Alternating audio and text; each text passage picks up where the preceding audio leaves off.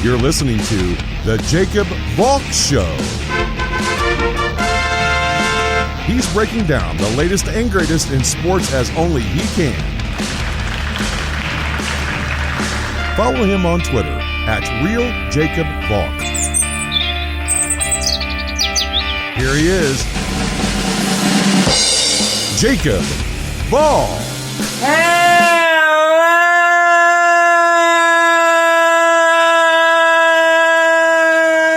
Hello, sports fans.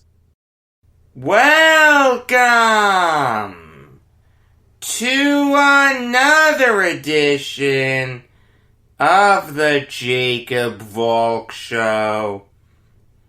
I am Jacob Valk, and at the end of this show, I'm going to give you some updates about the future of this show. Nothing bad. Definitely nothing bad. There are just some things that I want to flesh out. But I have to start with Colts-Titans. And look, I've been skeptical of the Colts for a long time. I've been critical of their offense. I've been critical of their defense. Even off air when people have said to me, Jacob, what are you talking about? I've pointed to the Colts' schedule. You look at the teams they've beat. The Vikings, Jets, Bears, Bengals, Lions, and now Titans. Before yesterday, the only impressive win they had was against the Bears. But even then, that was Nick Foles' first start as a Bear. And the Colts only won by 8. How much can I really read into it? But it's time for me to put some respect on the Colts' name. They trounced the Titans here. In every facet of the game. Offense, defense, special teams, coaching. The Colts were by far and away the better team. The thing that the Colts did really well was they just grinded out drives. They weren't great on third down. They were only 4 for 12 on third down. But on fourth down, they were 3 for 5. When's the last time you heard of a team going for it on fourth down 5 times in a single game? The Titans couldn't get off the field. There are some teams that don't go for it on fourth down more than 5 times in a single season. Phillip Rivers looked really good. 29 for 39, threw for over 300 yards. He completed a touchdown pass to Nyheim Hines, who had a fantastic game. 2 touchdowns, 1 rushing, 1 receiving. He had 12 rushes for 70 yards. The Colts do need a guy to step up in their backfield. It can be Hines. Rivers also moved up to 5th on the all-time list of career passing yard leaders. It brings up an interesting question. Is Phillip Rivers a Hall of Famer? There are some people who will say, yes, absolutely, first ballot. There are other people who will say, no, absolutely not. No playoff success. The guy never even made a Super Bowl. I used to be in the camp of no way the guy doesn't have the postseason success. But when you look at his place on the career leaderboards, how do you leave him out of the Hall of Fame? The guy's in the top 10 of every major category for quarterbacks in a career. Passes completed, 5th all-time. Pass attempts, 7th all-time. Passing yards, 5th all-time. Touchdowns, 6th all-time. Passer rating, 10th all-time. I just don't see how you leave a guy like him out of the Hall of Fame. He's not first ballot, though. He gets in a weak year. Because there are guys with better resumes. I think Eli Manning has a better resume than Phillip Rivers.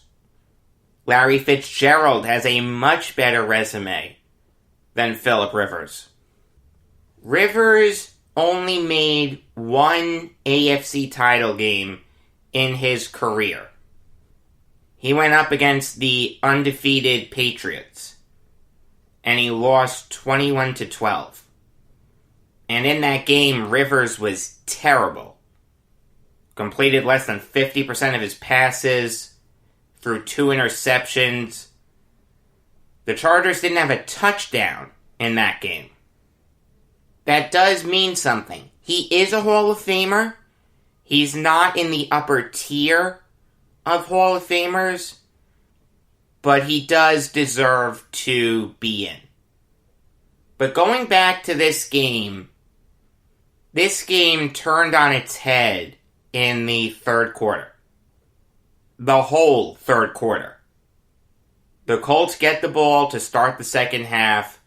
They go on this methodical 15-play drive. They're down 4 at this point. Starting at their own 26, they march down to the Titans' 1-yard line, and the Titans stuff them. Great job, Titans. Titans take over at their own 1. They really can't get much going. Derrick Henry gets a first down. After that, 3 and out. Trevor Daniel was the Titans punter in this game. The Titans have been playing musical punters for a while.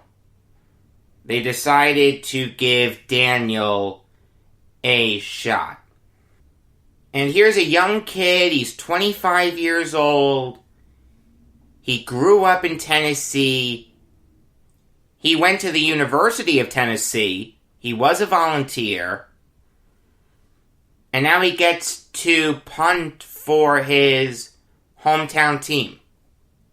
Look, no one's expecting an 80-yard punt. But at the very least, you'd like him to get the ball close to midfield.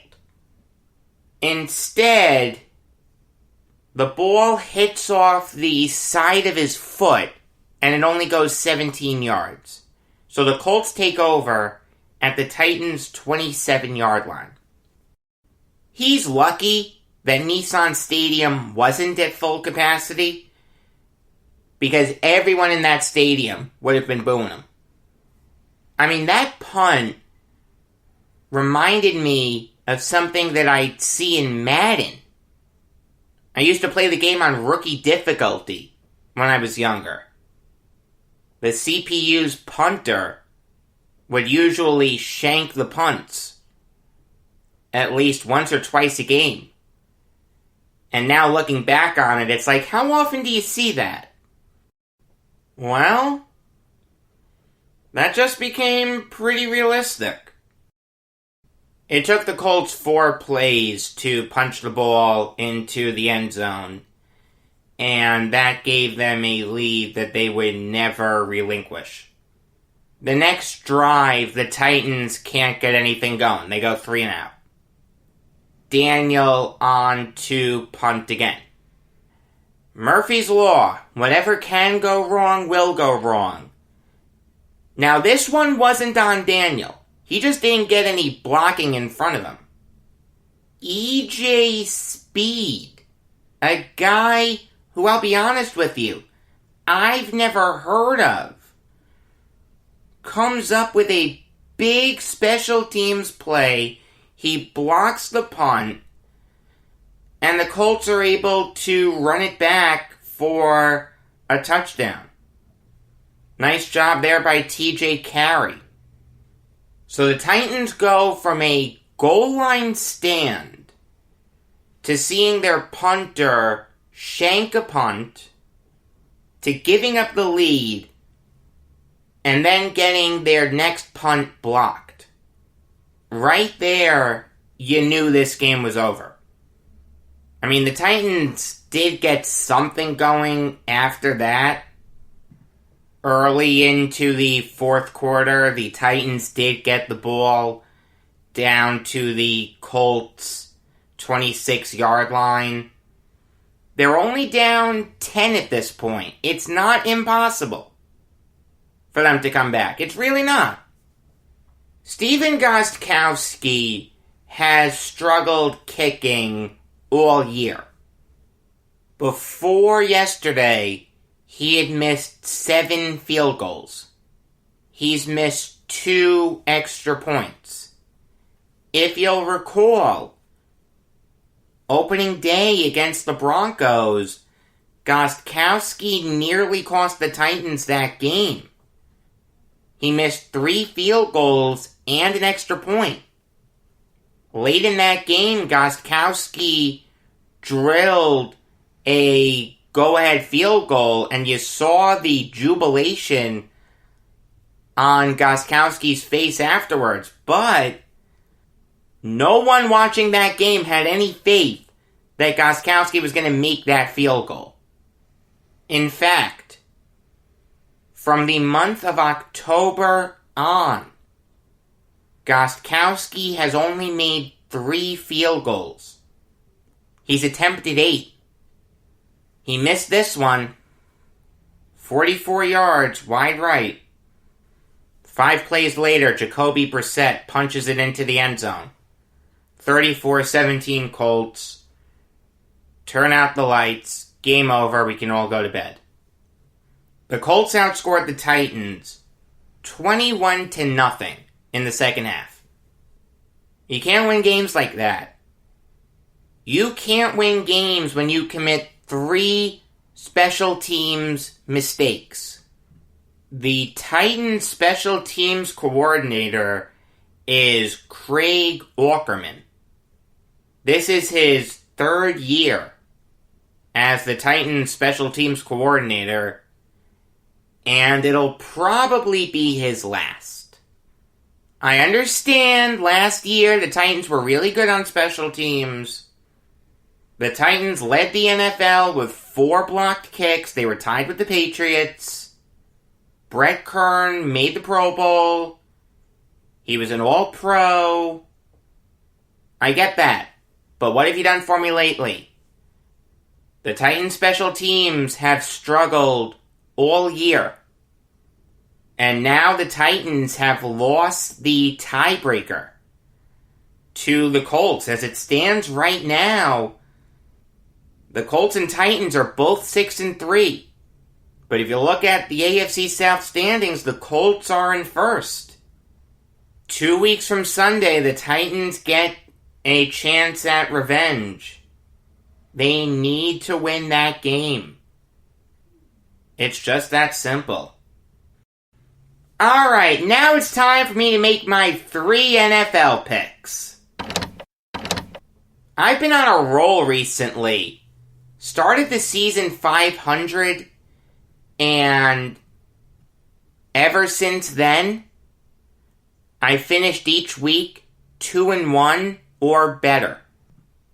Let's see if I can keep it up here. I like the Buccaneers -6 over the Panthers. I understand that the Buccaneers got trounced on Sunday Night Football. It was an embarrassment. But you know what? Tom Brady doesn't like to be embarrassed. This is a guy who has always been able to use those types of things as motivation. And I think he's going to be motivated to destroy the Panthers here. The Panthers are going to be without Christian McCaffrey. I don't care that it's in North Carolina. The Titans are by far and away the better team. I think they're going to win by more than a touchdown. Give me the Buccaneers -6. And give me the Browns -3 over the Texans. Nick Chubb is coming back. Baker Mayfield's coming back from a bye, and I think he is going to destroy this really bad Texans defense. Jarvis Landry's going to have a field day. Austin Hooper's going to have a field day. Harrison Bryant's going to have a field day. It wouldn't surprise me if this was an offensive shootout. But at the end of the day, the Browns are more talented. I think Mayfield's going to win out. And I think he's going to win out by more than a field goal. Give me the Browns -3. As for my upset, I don't know what the odds makers are smoking here. I'm looking at the Monday night game. I like the Bears +3 over the Vikings. I understand that the Bears have been struggling recently. They've lost their last 3 games. But those are all against really good teams. The Rams, Saints, and Titans. I don't want to say those are excusable losses, because there's no such thing.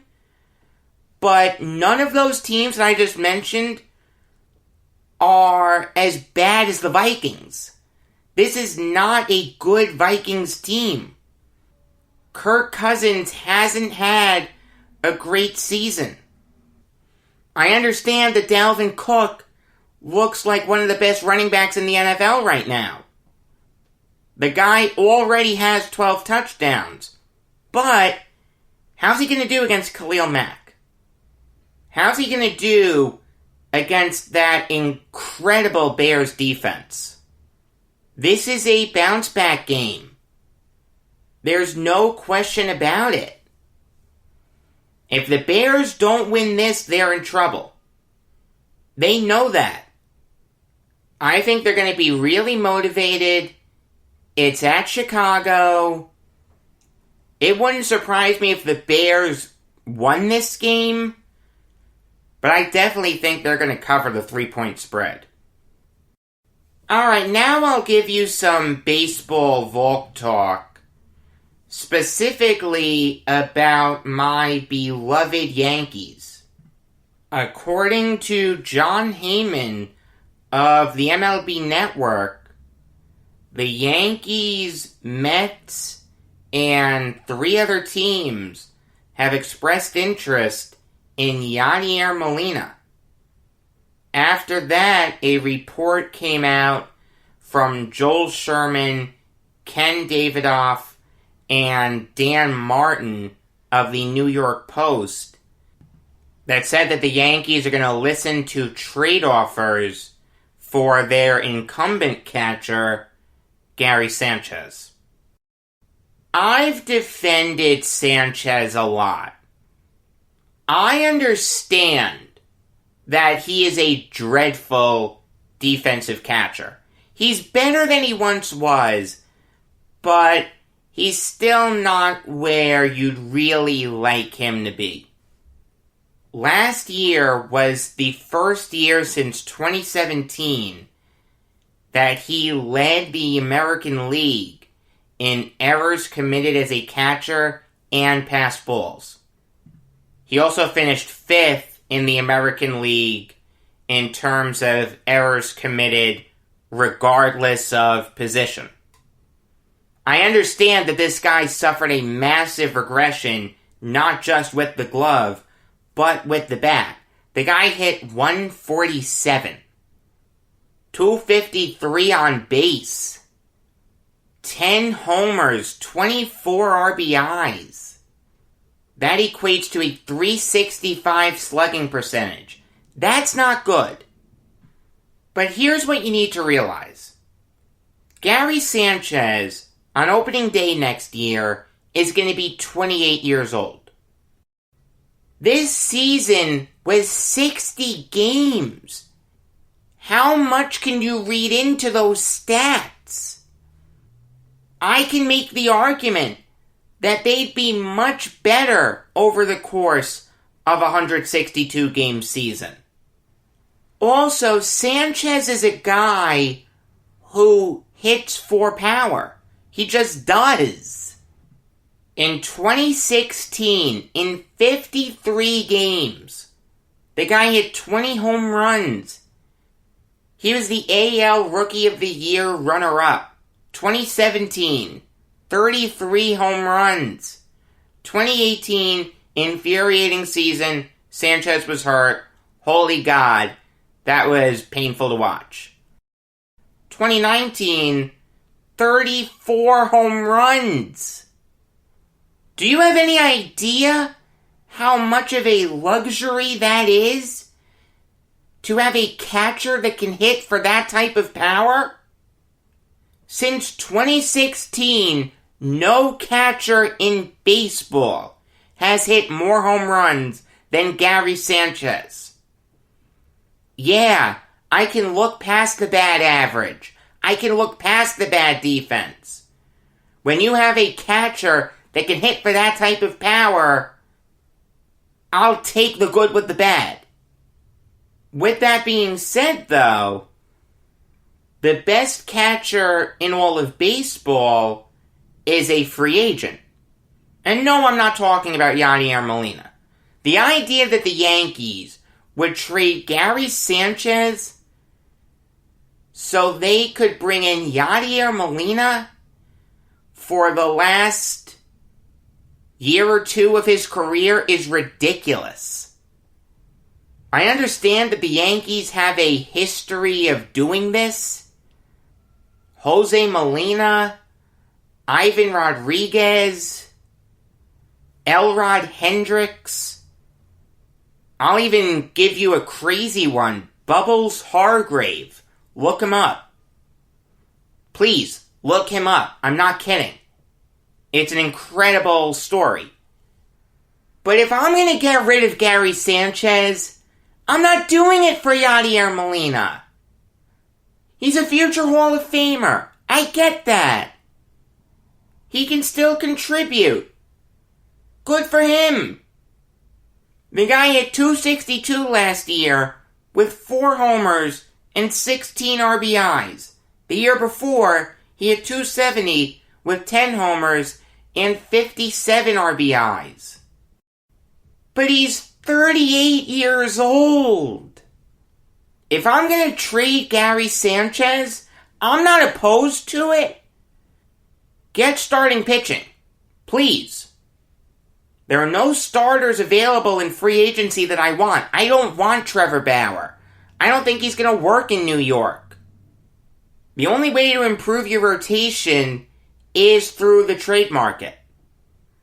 But if you're going to trade Sanchez to shore up your rotation, realize that's robbing Peter to pay Paul. If you sign Molina after trading Sanchez, you need to think long-term about what you're going to do at catcher. Kyle Higashioka isn't the answer. It seems like he can be a decent backup in this league, but the guy's 30 years old. He's a career 186 hitter. 10 homers, 27 RBIs in his career. He's not the long-term answer. The Yankees do have a couple catchers in their minor league system that can maybe turn into long-term answers at catcher for him. Antonio Gomez is an incredibly talented defensive catcher. But the guy's never played a game above the rookie league. How long is it going to take him to get to the majors? 3-4 years at best? Anthony Siegler only has 97 at-bats to his name in single A. Again, 3-4 years if you're lucky. Also, both of them have injury concerns. I understand that this is the Yankees. And let's say they sign Molina, they have him for 2 years, and then he retires. In 2 years, God only knows what the catching free agent market is going to look like. So you go out and sign another catcher. The Yankees have done that. Russell Martin and Brian McCann being the obvious examples. But Hal Steinbrenner has shown a reluctance to go all out in free agency. Garrett Cole was the last huge contract that he okayed since Tanaka. The old adage of throw a bunch of money at this older guy who can still contribute, and then you worry about the future later, doesn't work with Hal. I do think you need to get younger players. If I'm going to trade Sanchez, which, again, I'm not opposed to, it's going to be so that I can make room for the best catcher in baseball. And he just so happens to be a free agent. That's JT Realmuto. Realmuto's only 1 year older than Sanchez. Does he have the power that Sanchez has? No, but it's close. Sanchez is capable of hitting 30 home runs. Realmuto's career high in home runs is 25. Not a far drop-off, but still, it's a drop-off. What you really like about Realmuto is his average. The guy's a career .278 hitter. Last year, he had .266 with 11 homers and 32 RBIs. The year before, he had .275 with 25 homers and 83 RBIs. He also has some speed. He won a Gold Glove in 2019. He got some MVP votes. Then again, so did Ryan Tepera this year. For some ungodly reason. I don't know what Rick Hummel was smoking. But the simple fact is, Realmuto is the best all-around catcher in baseball. If you want to move on from Sanchez so you can get some more starting pitching, I'm okay with it. But in a perfect world, I wouldn't replace him with Yadier Molina. Again, you're robbing Peter to pay Paul. There is a chance that Gary Sanchez can be the Yankees catcher for the next 5 years. There is no chance that Yadier Molina is going to be the Yankees catcher for the next 5 years. The only way I'm okay with trading Sanchez is so that they make room for JT Realmuto. Do I think that's going to happen? No. Would I hate Yadier Molina coming to the Yankees? No. I like Molina. Future Hall of Famer. The Yankees have had a lot of Molinas. Jose, Gustavo, add Yadier. I wouldn't loathe it, but I wouldn't love it either. I'd rather keep Sanchez or trade him to make room for Realmuto. Moving on now to a glass ceiling being shattered. For the first time ever in major North American sports history, a woman has been hired as GM. Kim Ng is the new GM of the Miami Marlins. There have been rumblings of Ng being considered for GM jobs before. The Mets, before they hired Brody, supposedly considered Ng. The Angels considered her. The Orioles considered her. The Phillies considered her. There were some rumblings on some Yankees fan sites about a decade ago that Ng was going to be hired as Yankees GM and Cashman was going to be moved up to president of baseball operations. This is a woman that has worked in baseball, a man's industry, for 30 years. She grinded. She started out as an intern for the Chicago White Sox.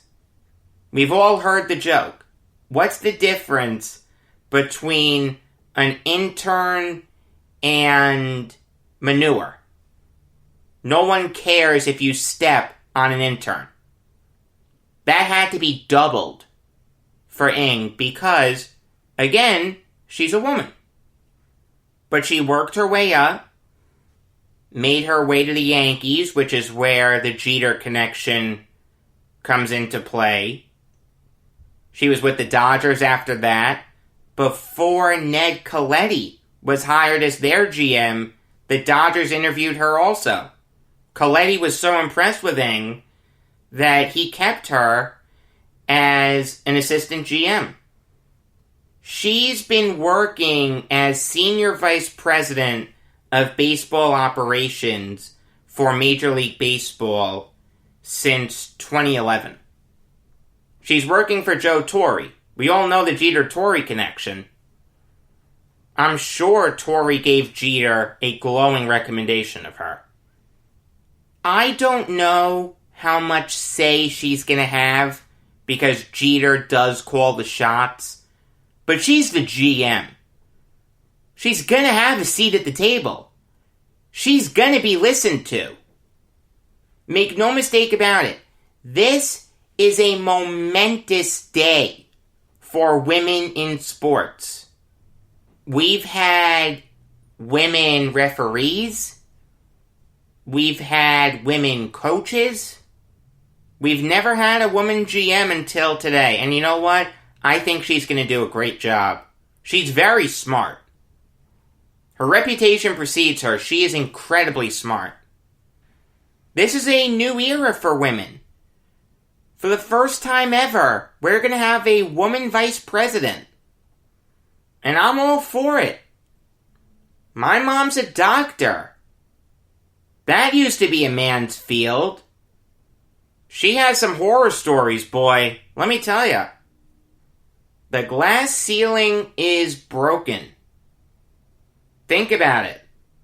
In the span of 100 years, women have gone from not being able to vote to now being GMs and vice presidents.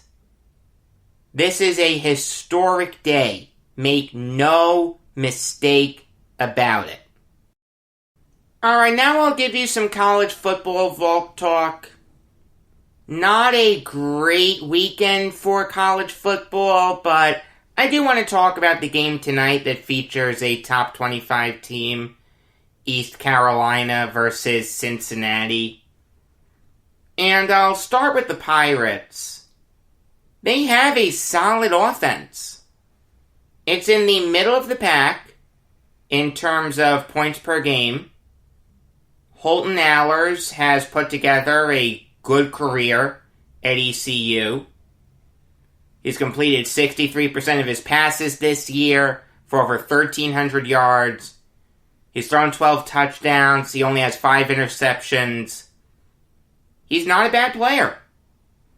Rajai Harris is a solid running back. Blake Prohl, Tyler Snead, CJ Johnson, and Audie Omatosho are really good pass catchers.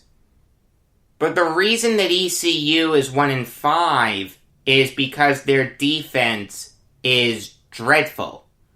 They've given up over 37 points per game.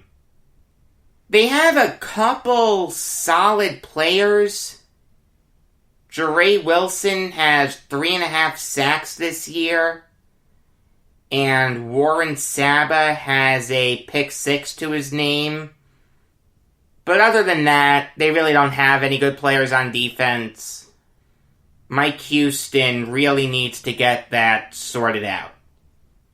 But when you look at Cincinnati, this is one of the best teams in the nation that we're not talking about. They're undefeated. Luke Fickell has done a sensational job. And the thing that I love about them is they're incredibly well-rounded. Desmond Ridder is one of the most underrated quarterbacks in the nation. He's completed 64.5% of his passes. He's thrown 11 touchdowns. He's ran for 8. He has multiple ways to kill you. I like Ridder.